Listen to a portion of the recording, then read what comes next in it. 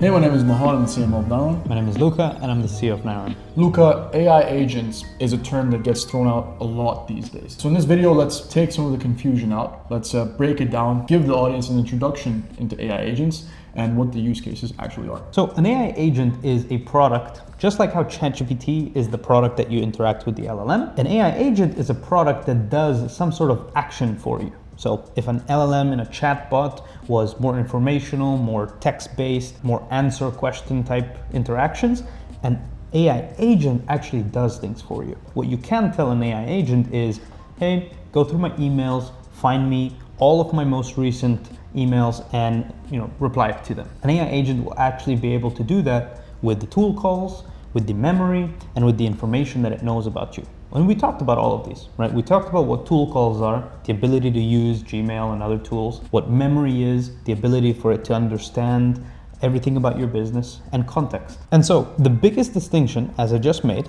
is a chatbot responds, whereas an agent decides and acts. Part of acting and part of deciding what it needs to do is a lot of those reasoning type queries, which we talked about in the last video, right? The agent is essentially like a looping mechanism of an interaction between an LLM to validate whether what you're asking for was done.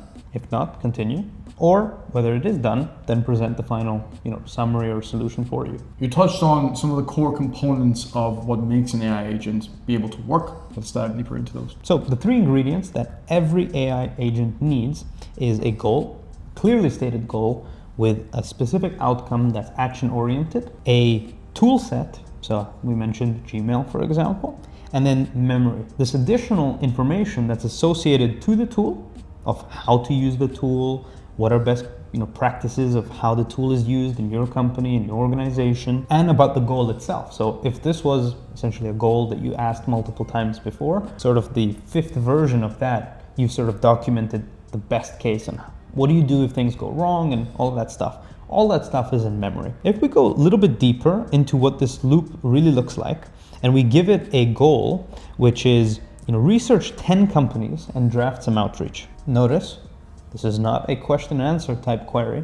This is an actual multi-step process, essentially like a workflow, that we ask the agent to do. It's also not about one company, but about 10 companies. So think about it, it needs to do the same thing 10 times. And so what it would do is literally in step number 2, it would use Search Web Tool, which is essentially a tool that uses Google, puts a bunch of keywords, and then finds the results, reads the results. It then checks its progress multiple times as it's going. So it does the tool call, checks its progress, reads all the information about the company, keeps going until it does research on all 10 companies. And then what it does is it perhaps picks another tool called Draft Email, which is a Gmail tool in this case.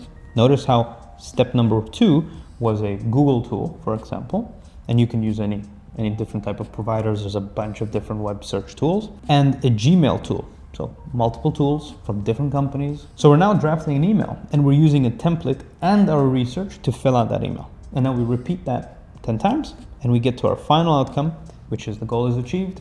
We have outreach for 10 companies.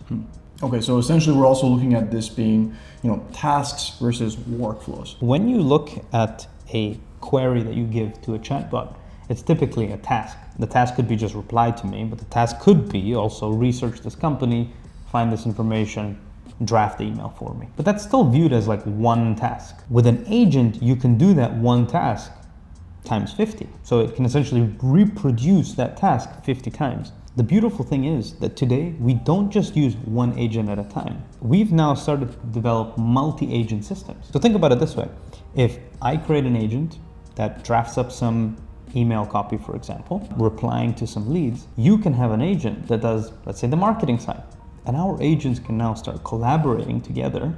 We can have skills and different workflows set on how our agents need to collaborate together to execute work that is not triggered by a human, but rather by a schedule or what we call a cron job. And we'll get to all of these things in later videos, but it's really important to understand fundamentally, an AI agent is a product that you build. There are completed agents that you can buy online and you can use online, but most of the times these agents need to be built. They're not like ChatGPT where the chatbot is essentially built once you get to it. Of course, something we'll be touching on as well is multi-agent systems, and those work really well for more complex tasks for bigger organizations. So Definitely. for the time being, guys, this has been an introduction to AI agents. We'll go much more in depth in future videos. You can subscribe to our newsletter, links down in the description below. You can also find us on LinkedIn. We're very active on a daily basis. And until then, we'll see you in the next video.